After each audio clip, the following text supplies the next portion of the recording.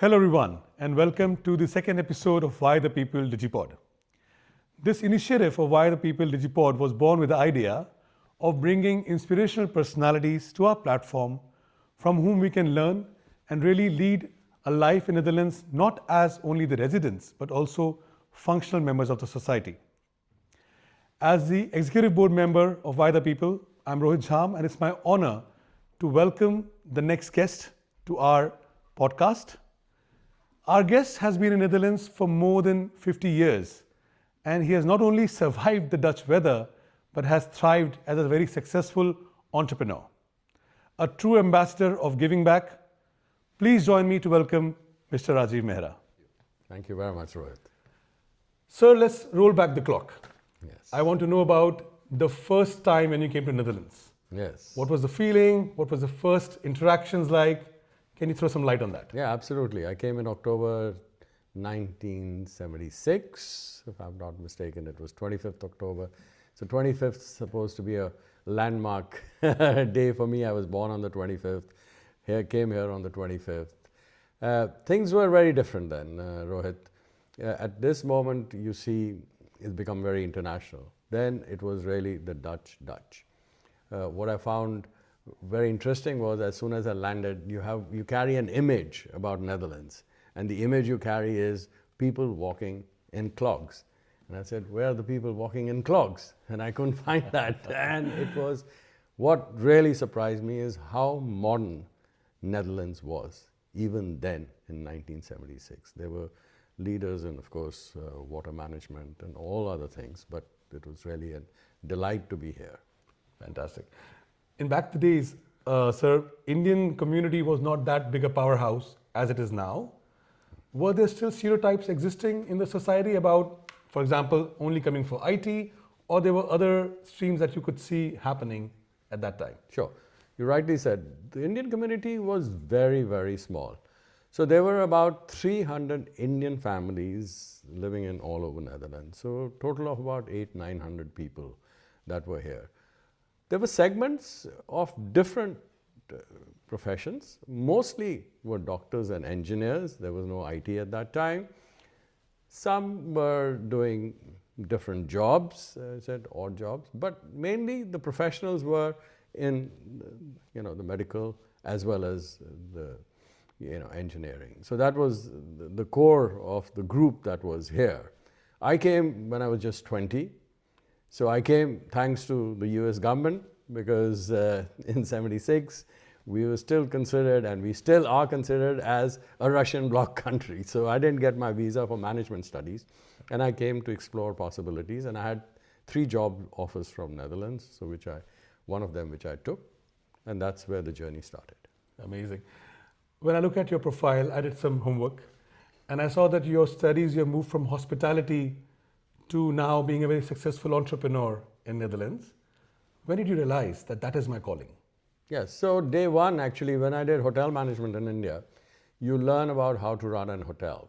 But India, as you know, we have only, even then, 5-star hotels. That was the big culture of going to a hotel. 3-star, 2-star, 1-star family-run hotels were very, very limited, and so they are even now in India. When I came to Europe, I realized that this is where true hospitality is run. Hotels are run. There were mainly smaller hotels, which were 15, 20-room hotels, all run by the husband and wife. Majority of them, so even if, let's say, if you took Amsterdam, there were only a handful of large hotels. The rest were all very small hotels, 20 rooms, 30 rooms, 10 rooms. But the beauty of those rooms was, and the hotel was, that you got personalized service. You got to know the owner. The owner got to know you, and also as a guest, you were sort of engaged with the people in a more, let's say, business way and a very friendly way. So that was the difference, yeah. So that is where I said, if I want to do something in hotels, I would like to own a hotel like that and run it as a boutique business hotel. Very nice, very inspiring. Now, I know, sir, that many of our audience members, including me, know the name of Mr. Rajiv Mehra very well, but some of us are not aware of the specifics. So as of now, what are the industries you're really actively part of, or which are the initiatives you're actively part of? Basically, still hospitality very much, and real estate, which comes attached to it. So we have the real estate with the hospitality, and I've got real estate as rental in Netherlands, in London, and a small portfolio in India. Mainly focused on that. Of course, having said that, we've downsized to our businesses. We used to have 4 hotels, now we have 1. As you know, the kids are not very keen to be in our business. That's fine. They want to do whatever they want to do. That's also very good. They have to be independent by themselves, and we've moved to doing different things. I say we, my wife, myself. You know, she was involved in the international school. I've been involved in the international business community, doing a lot of, let's say, giving back work, and in charities as well. So that's what keeps me busy. Fantastic. And one of the things I want to touch base on is something that I personally feel very proud of, you achieving it, is the royal recognition. And I see this amazing badge you have on your suit, and you hold it with a lot of honor. Yes. Correct me if I'm wrong, sir, that you are the only family, expat family, with 2 members knighted. Yes. This is something that I'm sure my audience will know and understand, that how proud we should be that as an expat, somebody who has come to Netherlands and has now achieved a royal recognition, which many people dream of. How did that happen? And give me some specifics, give me some nuggets that we also get inspired of it. Yeah, well, thank you. Thank you for mentioning that. But, you know, the process is kept secret from the candidate itself. So the process works all, let's say behind doors, very closed doors. You only come to know on the day itself, or you're supposed to come to know. The family comes to know a week before that. They're told, please make sure that the gentleman or the lady is supposed to be at the city hall. That's how it works. But coming to the basic fact, why the recognition? Yes, you know, you have to continue to keep contributing to the society. Society here, society abroad. So as I told you, I was linked with, or am linked with, the international businesses. That's just only one part of it, but a lot of charity, a lot of giving back. You want to sort of go to different areas in different parts of the world, not just maybe India or Netherlands, because the need is there everywhere. We see today, we have wars going on. Forget the wars, but there's a need, there's a human need. People need help. And if you are able to, you are in a position to provide that help, provide that assistance, why not? You know, you made something, try and give back something to the society. Very, very nicely touched upon, because we as Why the People also believe it's not only about gaining something from the society, but also giving back to our community. Yeah. And from the point of community in Amstelveen, I think one thing we all touch and respect is the Amstelveen Diwali festival. And I know it's a super hit event with for the last 10 years. And myself, I've seen it developing from 5,000 people to now 50,000 people entering Diwali festival every year. And I know you play a key part. What do you think, how did that come about, and what are the next plans about it? Yeah, well, thank you. First of all, I'll just correct you a little bit. It's 16 years. Wow. And this will be the 17th edition in 2026 that we'll be hosting. But thank you for recognizing it. Yes, it was a seed which was born not by me, so I will not take credit for that. It was born by KPMG, because in 2008, there was the first Japan festival, or maybe 2007 even, and KPMG was, of course, supporting that. That you have to go back in time, and you will realize that in 2007, 2008, Indians were a very minority over here. I'm not saying they're still a majority, but as expats, they were a minority. Japanese were the largest community, so they had a Japan festival showing their culture, their cuisine. And to that thought, KPMG said, look, Indians are in Amsterdam. Please don't forget, Amsterdam is still the largest host of Indians, expats. And then, of course, Amstelveen was growing. So we should have a cultural festival over here. We should, you know, the best cultural festival is Diwali. It's celebrated all over India, not just in one part of India. So let's pick it up and do that. But they didn't know how to do it. They approached, of course, the municipality of Amstelveen. They were very keen. Amsterdam was very keen. So then collectively they approached me and said, look, these are ideas. I said, this is a brilliant idea, let's sit down, chalk it through. And that's where the seed was born. So it was with KPMG, City of Amsterdam and Amstelveen that took the initiative. Yes. Amazing. No, and I think we all can say that festival makes us feel a lot more at home as well. So hope to see it happening again and again. Yeah. Now switching to your next avatar, if I can say that. And again, a big feather in your cap. I know you're standing for the local politics. And that is something that makes us feel proud, at the same time responsible. That now we are entering into a world where we can not only follow decisions, but help make decisions. Sure. When did you decide that now is my time to step up and make sure our voice is there with our community? Yeah, so it was 5 years ago. And 4 years ago, there was the election. As you know, every 4 years we have the municipal election, and also 4 years we have the national election, though we've been having too many national elections, but we won't talk about that. We'll focus on the local. So 5 years ago, the idea was that Indians were the largest community in Amstelveen. Yeah, so the elections are the municipal elections. So every municipality, whether it's Uithoorn, whether it's Almere, whether it's, of course, Amsterdam, Hoofddorp, they all have their own municipal councils and their elections for that. So our community was growing, and we thought, that there should be representation. But you cannot just walk in and ask for that. So you either have to be part of a political party, which I was and am with the FVD. They're the Liberals, they're the largest party. Mr. Mark Rutte was the Prime Minister then, still holding a very key position. Now, very charismatic man. I happen to know him a little bit as well, with the business trips he'd done to India. And then from taking it from there, the local FVD in Amstelveen had a chat with me and invited me to join the team for the election. So that was obviously an invitation and a great honor for me and for Indian community that they recognize that fact. And in 2019, it was I think 2022, that's where we had the election, last election, but the seed was born in 2019, that's why I said that. So it takes time, you have to show commitment to the community, to what you want to work for, and your political party as well. Yeah, and then of course the elections was held. I got 202 votes, that's all sort of counted and placed on the boards. Unfortunately, that was short for me to get a seat in the council. Now, ideally, it should be more than 300.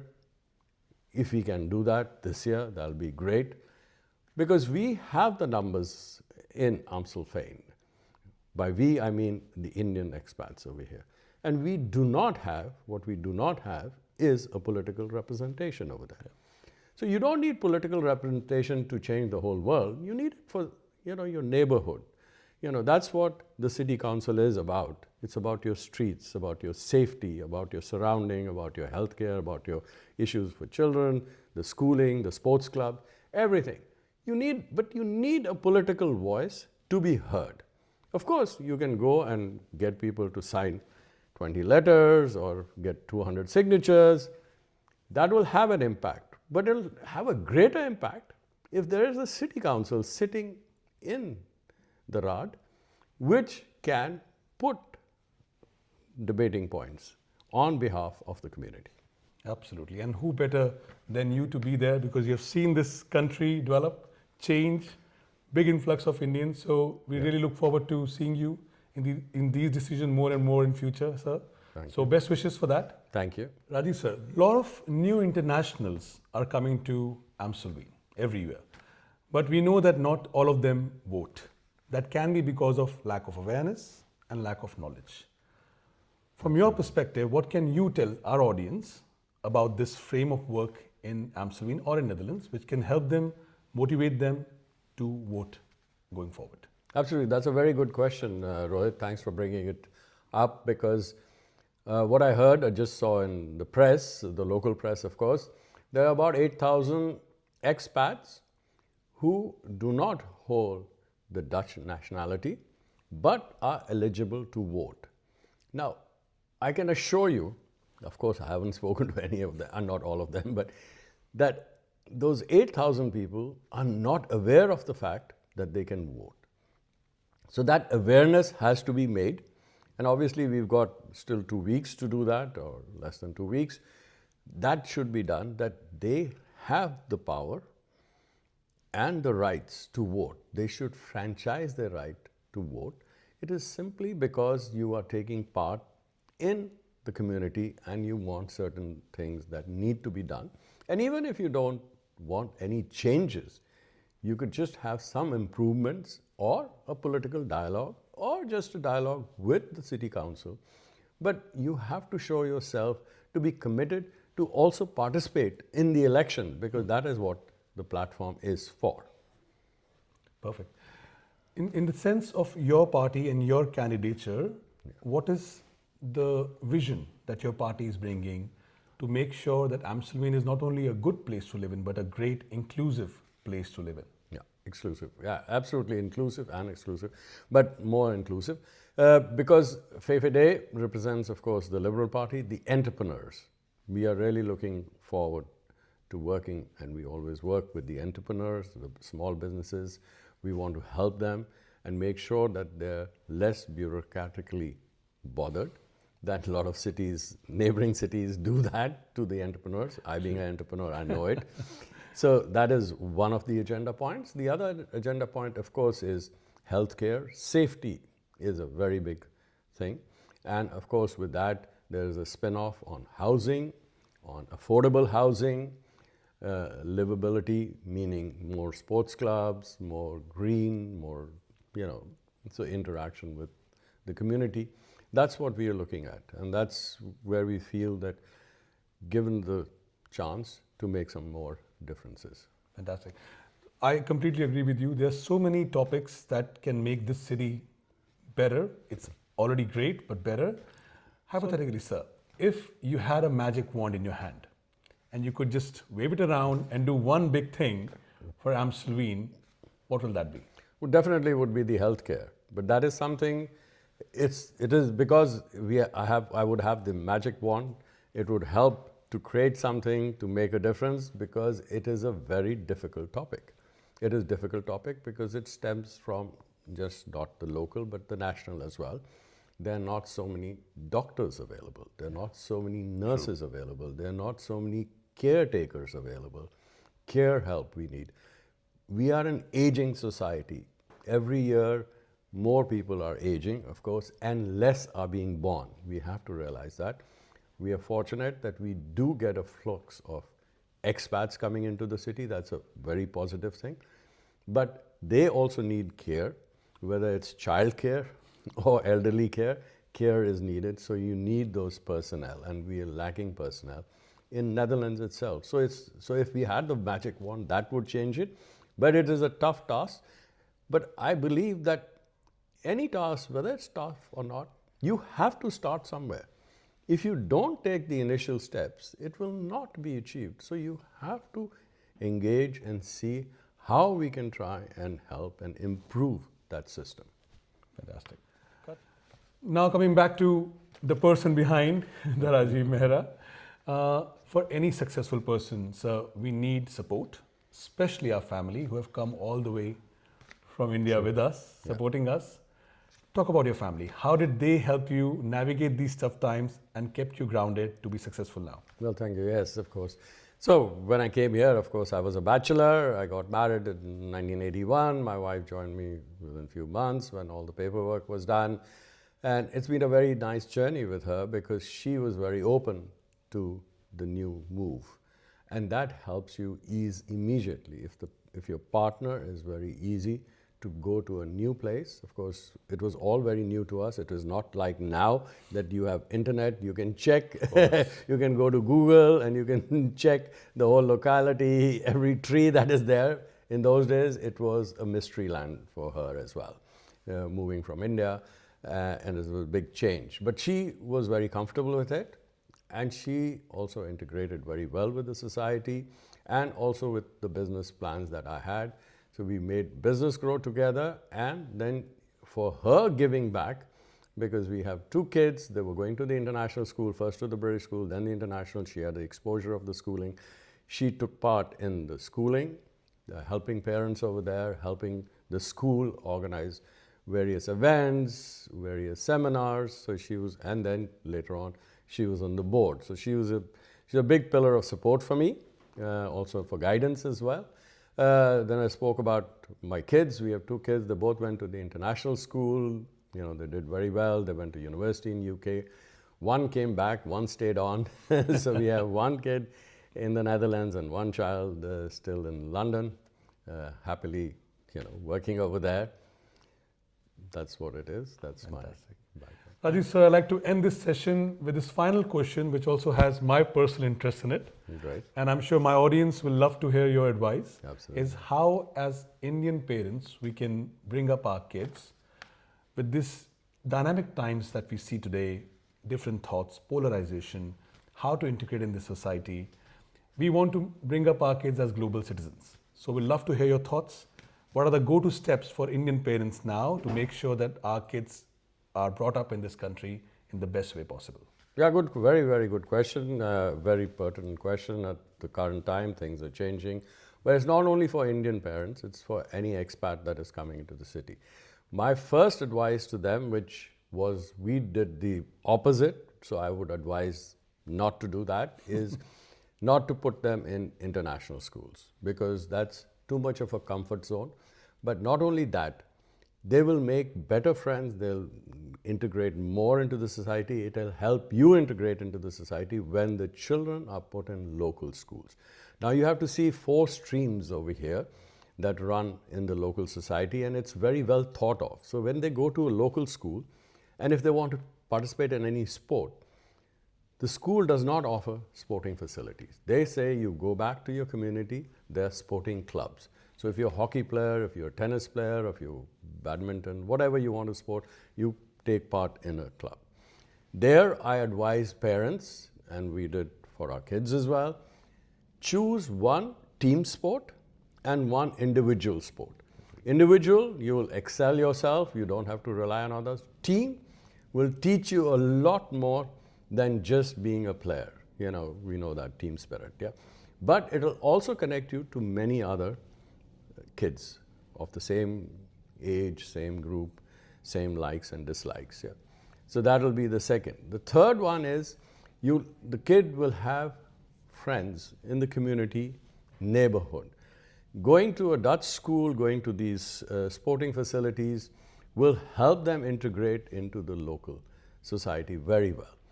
Fourthly, it will help the parents to integrate as well, because you as parents will be dropping them to the sporting facilities. You have contact with the parents over there. In the school you'll have contact. Those contacts will help you have better contacts within your neighborhood, yeah. And finally, whether you're Indian or German or French or Chinese, you'll automatically have your set of friends, and your children will be connected to their kids, whatever the age groups are, you know. So they'll have a wider reach of friends. Our kids, unfortunately, went to the international school. It was very limited. So when our son comes to the Netherlands, he has barely 2 or 3 kids who he knows over here, because everywhere else in the world, if he goes to New York or San Francisco, even to Tokyo or Singapore, he has schoolmates, classmates, whatever. But here he doesn't. So that's a missing point. You know, I thought, you know, that is one thing I will definitely recommend every parent to follow, whether expat or whether Indian. Yes. Wow, I think this is firstly very thankful for being so open about the learnings that you have gained in your lifespan and your tenure in Netherlands. Yeah. Definitely, we want to take this advice, sir, and ensure that we bring up ourselves, not only our kids, but ourselves to get more integrated in the society.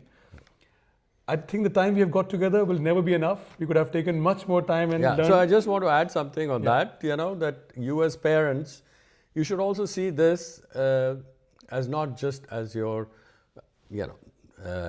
people think that it is a home away from home. Yes, but it is really your home now because you are here for a few years now. Kids are growing up, kids are born over here, so it becomes your natural home habitat. So I don't expect that people, us Indians, or any Japanese or Korean, that they will change their culture. No.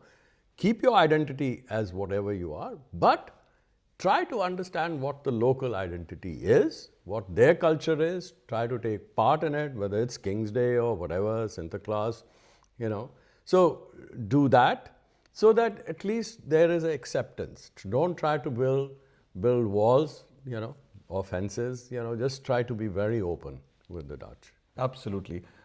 Thank you, sir, for giving us your time from your busy schedule, and all the best for the Gemeente elections. Our vote is with you. We want a representation in the society. So definitely your points resonate with us.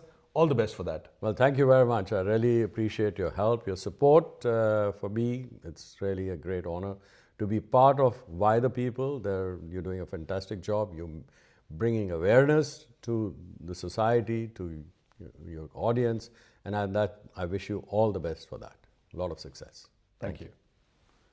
Hope you enjoyed today's session. And as a promise from Why the People DigiPod, we will keep bringing new topics, such amazing personalities to our platform. Please feel free to reach out to us, follow us, so that we can bring more initiatives to you guys together with you. Thank you very much.